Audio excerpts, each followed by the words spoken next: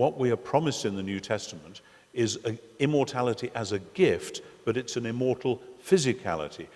People find that very difficult, because when people talk about immortality, usually they mean a disembodied immortality of the soul or whatever. And so in arguing for new creation and resurrection, I'm talking about a life beyond death, which will be a new life that death can't touch. Now, so that gets us onto the stage, as it were.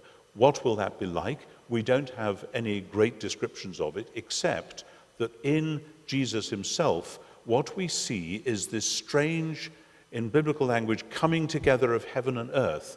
And this is something which I think it's a deeply Jewish worldview, that over against the Stoics, who collapse heaven and earth together straight away, as it were, and say that's where we are all the time, and over against the Epicureans, who push them as far apart as they can, so that then the world and the atoms do their own thing here, and if there's a heaven, it's a long way away.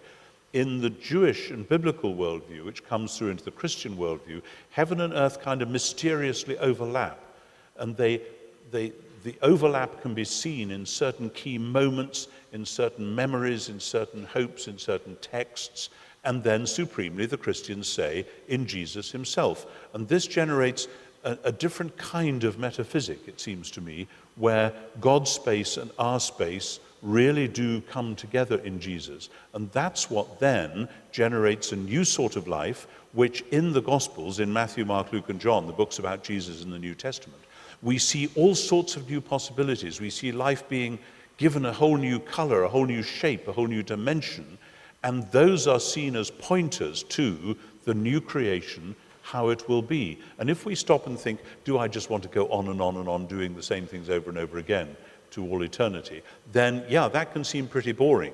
The English novelist Julian Barnes wrote a book, The History of the World in 10.5 chapters. I love that chapter. It's a great book, and at the end he has this character who goes to a sort of vaguely heavenly place, and he gets bored and eventually asks to go back, including, I think, playing golf a few times, and the first time he gets one hole in one, and the second time he gets two holes in one, and by the end of the week he's going around the golf course in 18 strokes, and he's bored, as you would be.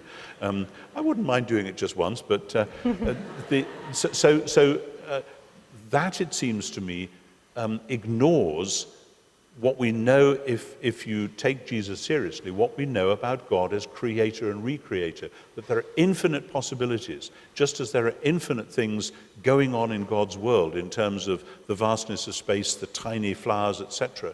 So God is into all that infinite beauty, power, delight, and the role of humans in that is not simply to be spectators, but to be participants, to be co-creators.